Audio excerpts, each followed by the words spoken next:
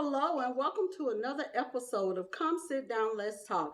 I am Master Life Coach Mechelle, Kennedy, the Chief Curator of Embrace You Training Solutions, also known as Miss Get You Together.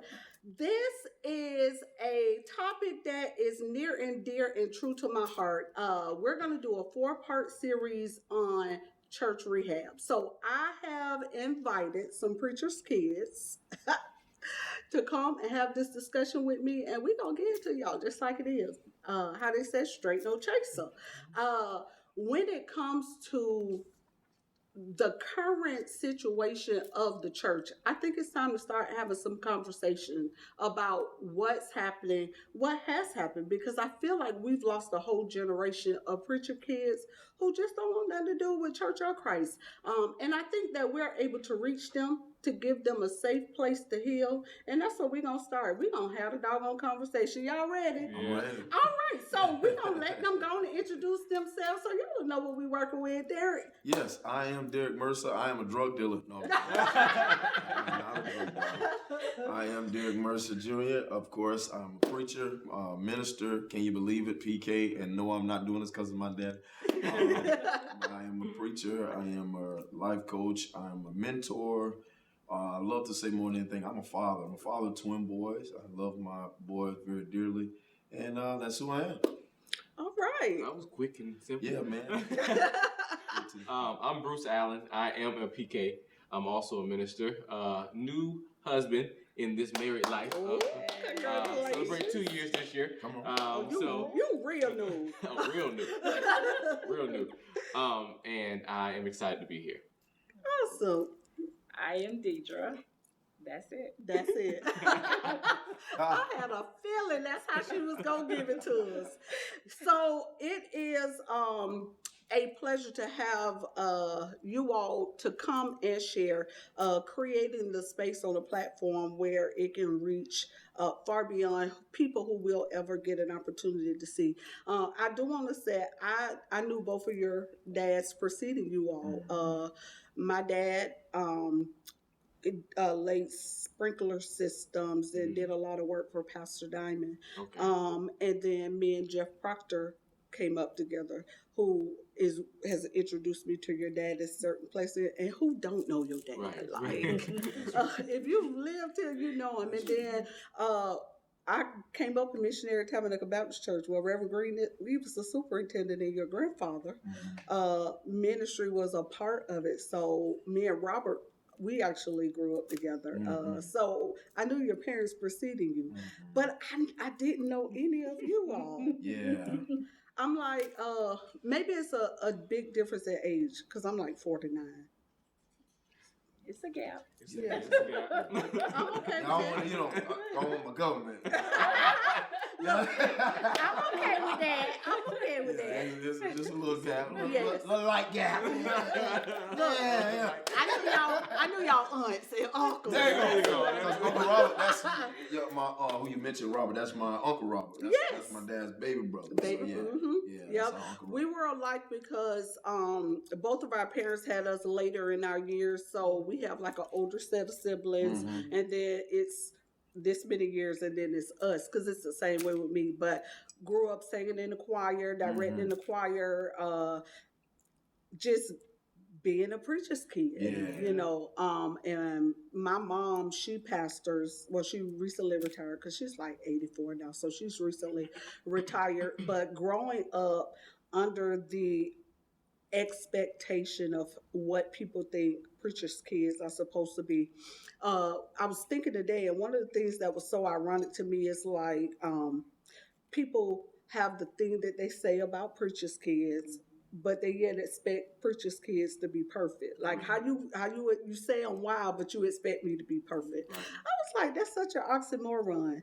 But and growing up, like, how did that stigma like hover over you as being a child, and how did your parents deal with it? Oh, me? So growing up, we were in a glass house. That's something that I will never forget, and I sometimes still, because of the weight that my name carries, I still am looked at, even though I'm older, a little more responsible. it still carries a lot of weight. And so it was just, I had to share my parents.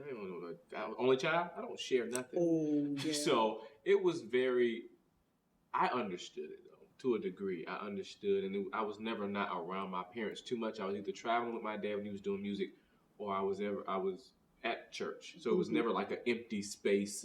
But it never really bothered me because most of the time he was always home or I was always around. I was never really away from them too long to be concerned about where they were. Okay. So that part didn't bother me, but having to realize that they needed a break at times, that kind of bothered me the most. Is okay, we've been at church 7 days. We're gonna do the same thing next week too. And then we're gonna do revival. Oh no. But I had no choice back then. But that's how I saw it. Yeah, it's funny because preachers' kids now don't really get it the way we got it. Y'all got it worse than me. Yeah. And our family, my sister and I, it's 6 of us. I'm the oldest of 6.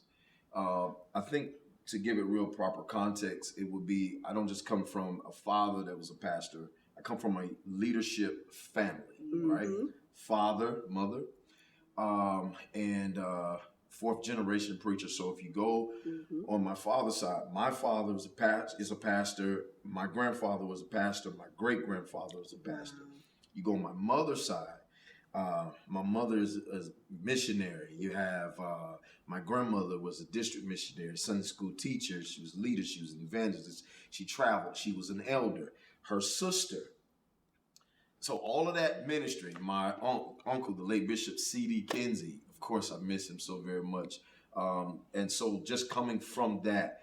So when you're growing up in that type of model, especially on both sides, the first thing that people need to understand about being raised in that model is the first expectation a lot of times for us growing up, and my sister can put it in our own context. We're very close, but here's what I remember for sure.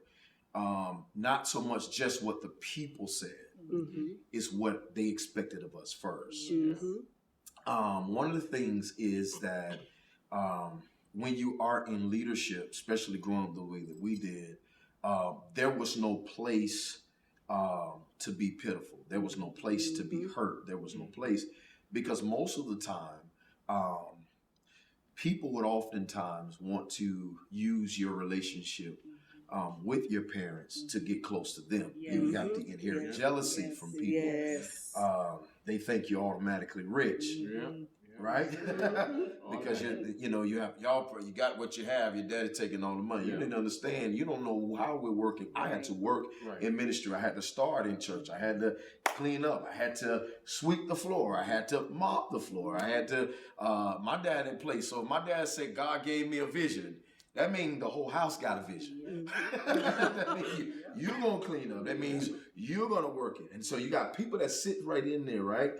And they have this admiration seemingly, but sometimes underneath is jealousy. You have, you're not human. You don't hurt. You don't feel. You don't fight. You don't, you're supposed to be perfect. They think that because of the message that your parents or your family preaches, that you're supposed to be enabling, modeling this, and you got to be perfect. And so your process is ugly, because when you fail, you then have to deal with, I don't need my preacher, I need my parent.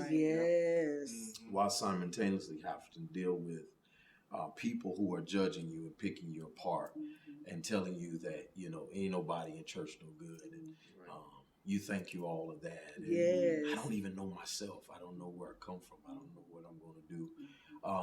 And so many times for me growing up, my sister, you can jump in on this, D.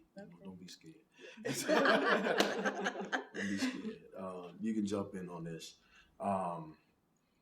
We a lot of times, we had to be, my sister and I, we're as close as we are because we had to become each other's outlet.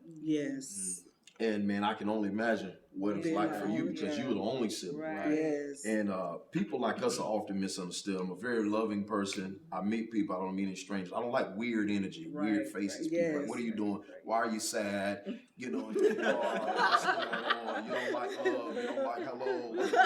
Praise the Lord. Come out of it. You're tripping, right? Because the reality of it is that everybody's going through something. And just because our parents were in leadership, Yes. we're human just like you. Yes. We're not little gods. Right. We're just individuals that's trying to figure it out. And sometimes being tired and exhausted from having a servant ministry, because remember, we're the first one to get there, the last one to leave. I played the drums. I knew 3 notes on the keyboard. Play on the anointing. I don't know. Right? And so in light of that, and so Dee, what you think? You know, that's how it was for us. I always thought it was honestly stupid for people to think just because you're a preacher's kid that you're the worst one. Yeah. Because in my mind, are you reading out of the same Bible we're being taught? So what does that say about your kids and your parenting skills? I always thought that was a very stupid analogy to have as far as any comparison to a PK to a regular parent. It's the same thing. Yes. You're saying you're serving the same God. You're reading the same Bible. Why would there be any different? We're not. We're human. Yeah. That's that. I know one of the craziest things for me is they expect for the pastor to go see their children when they're in trouble, but then expect the pastor's children not to face those same adversities. And that, to me, that is the oddest thing. It is. I know, like, for me growing up, there was this mandate to serve. Like, it wasn't an option, which was good, but it created like a divide. Like, my mom has 8 children. I'm the only one who's in church. Wow. My siblings said, I ain't going to church. I went to church enough as a child. Like, when I said my mama made us go to church, as a child, I used to suffer from migraines. And I don't think my mama really knew the severity of what a full-fledged, debilitating migraine looks like. And I remember one Tuesday, it was Bible study, and I was like, my head is hurting so bad. And she was like, get dressed. Come on, because the best place to die is in the house of the Lord. Oh, my God. Get healed first. Heal him before you get to that.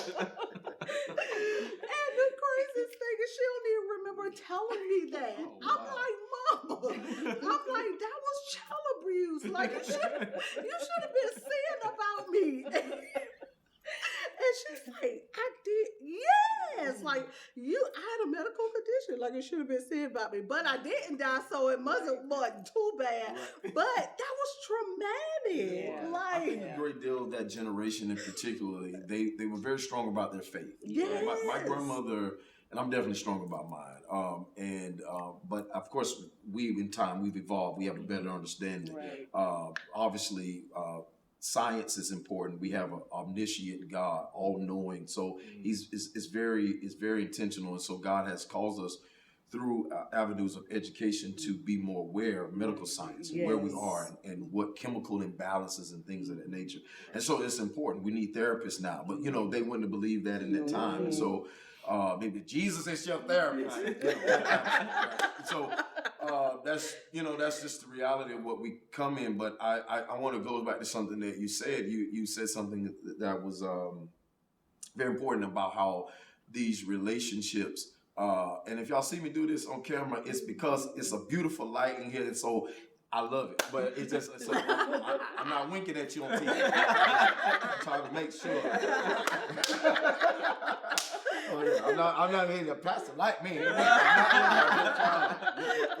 calibration. All right. But anyway, understanding. So a lot of times when people have things that are going on, honestly, my greatest dysfunction came from people in the church. Oh, yes. They showed me how to do evil. Yes. Yes. Yes. I mean, Hey, that's what we did dirt with. Stand that sister. Sister. They showed you. Yeah. You know what I'm saying? Yeah. Like, yeah. I'm trying not to go there. I'm gonna miss. Let's get it together. I was thinking about it the other day, and I almost got upset because I was like, "Man, this was so dysfunctional." Yes. And we didn't have an option but to be around these people and their likeness of kids and you know, whatever. And it was a lot. Yeah. It was a lot. And the thing is, it's like, we didn't know the stuff. No. We went to their house and got exposed to it, and then got ridiculed for doing the same thing that their kids was doing. And they were the ones telling it. It's like, wait, did you tell me? True story. I'll never forget this. Belt. I don't know if y'all remember when herringbone bracelets. Did you know this story? Herringbone bracelets. Yes. That used to be the thing. That was the thing. You remember? He don't know. I ain't that much older. Yeah, I know, but don't worry about it. So anyway, herringbone. That was the thing. So there was this girl that went out church, hanging out with her, and she was like. I was like, man, I want one of them herringbone bracelets. I was like, man, I wish I had the money for it. She's like, let's go steal. First, I was like, girl, no. Get in trouble. She was like, no, I'm telling you, it'll be easy. I mean, she went through this whole scenario, and I'm all scared, nervous. One, I knew how I was raised. I had never stolen nothing a day in my life, right? And so we go there. She's like, this is what I'm gonna do. She said, I'm just hit the bracelet. It's gonna fall on the floor. All you need to do is pick it up, put it in your pocket. We walking straight out. I was like, man, I'm scared. I'm nervous. So she done did it. I picked it up, put it in my pocket. Walking. Here goes somebody. Come here. Oh, wow. I go upstairs. It's like, we finna call police. You finna go downtown. One, I ain't scared about the police. I'm scared. I'm finna get a whooping. Because when my daddy find this out, I'm gonna get a whooping from now until today resurrection. So I'm scared, man. I am so nervous, right? And so just so happened one of the members of the church, she worked for them at the time. And she saw my name when they was doing the listing, and she said, oh, that's my pastor's son. She said, I'm gonna get him and take him with me. Long story short, when it came down to it, the girl had told my dad and all of them it was my idea. Wow. She said it was my idea. She told me we shouldn't do it. She said, but I told her, let's go get it. I want it real bad, and she went along with me, and I had to eat that. Mm-hmm. And so I don't know how you were raised. My dad was whoop first, talk later. Yeah, yes. My dad is currently an alpha, so they gave them paddles. That was a different level of beating I experienced. My mom used to have to sometimes leave the house. I love you, Daddy. I appreciate the beatings, but back then I really didn't. My daddy is an alpha. So alpha paddles. Man, you got me hollering, man. Yeah, and so my dad, he asked questions that I wasn't sure I don't know if he wanted to answer to. And so I mock him a lot, especially, and my siblings love me to mock him because my dad, he would think we were raised in the military. So the scenario went literally like this. Why did you do it? And I was like, shut your mouth. And I got a whooping. And I had to eat that. But think about it psychologically. Yes. I wore that experience and I took the blame for something that wasn't even my idea. Right. And also portrayed to other church people, look at what the pastor's son did. Right. Yes. Yeah. Right. Yeah. I know, like, for me, my dad gave me, like, a level of liberty that many in church didn't even understand. Like, he would allow me to go do things, like everything I could think about I wanted to do. Right. Yeah, it was good. And back then we was going to Skate City. So my dad, he would pick up all my friends, He gonna take us to Skate City. Mr. Gibson gonna be calling across the microphone, and he gonna come back and pick us up. So because they gave me so much liberty, I was tagged as the fast one. And even one of my closest friends, her mom was like, I don't want you around her because she's the fast one. And I was already, because, okay, so my family was doing good. My godmother was wealthy. They owned like all the houses on one street. So anything I could think of, like Easter, I had 3 Easter dresses. Like I'm in the Easter pageant 3 times, you know. So I was already marked because I was the most gifted in gifts, as well as the most gifted. Like I was always the leader. I taught the youth Sunday school. I directed the choir and things of that. So it was like the levels of marks that was on my life oftentimes isolated me. And the crazy thing is, I was one of the ones who wasn't doing nothing. Why? Because my daddy said, hey, you graduate without a baby in your hand and a diploma in the other, I'm going to buy you a car. And that's all I could think about is, I'm going to get that car. So I was the only one not doing nothing. Many of them got pregnant. I didn't. And it always made me feel like, you were shining a light on me. You should have been thinking about your kids. Right. But I was the one with the mark on my head. Like, y'all play way too much. Yeah. I can definitely identify with that. I always been marked the fast one. I was afraid of sex. So, because they talked about it so gross, to turn you away from it, that I would not engage. But of course, naturally, you do like boys, you know, so you know that somebody's interested. I've always been pretty. So you would be in compromising positions. And so, unfortunately, if I'm standing talking to a guy, doesn't mean that I'm sleeping with him. Right. And that would be a lot of the things that would happen. Sometimes, even with certain relatives, they would put you out there like, you know, but these are the relatives that are professing salvation, but you don't see no fruit from it. They're yet shining a light on what you're doing. They think you're doing, but it's like, but I saw you smoking a cigarette. Are we supposed to be? So things of that nature, it always made me afraid to engage because you never wanted it to be looked upon as something that it wasn't. Right. So you just stick with that's why I'm so close to my brother, because it's easy. It's like, if you question anything, I'm with him. And that one there, he'll fight. So it was always safe, but outside of that, I had no safety. I couldn't have, I felt like I could not really depend on even friends because there was a line that you had to even draw with them. You couldn't really be vulnerable because you're a PK and you can't share certain things that you really needed to have an outlet. Yes. Me and my brother, honestly, we shouldn't have been able to, we should have had other people we could have depended on that was older, but we couldn't trust people because they would take it and turn it for their own gain. Yeah. And it always worked against us. It was like, well, why are you want to be close to me? And I tell you, the first thing I tell you, you run it back. Yeah. Yes. And you would think it would be something, like detrimental. It wasn't. It wasn't. It was just out of hey, why is this looking like this? Because that doesn't make sense to me. And I know that that's not how that's supposed to look. And because I called it, now I'm in trouble. Yeah. Yeah. It's a real thing. Yeah. I wish that we, growing up, I always say that I wish that we had communities for PKs growing up. Of course, we're aware now. Yeah.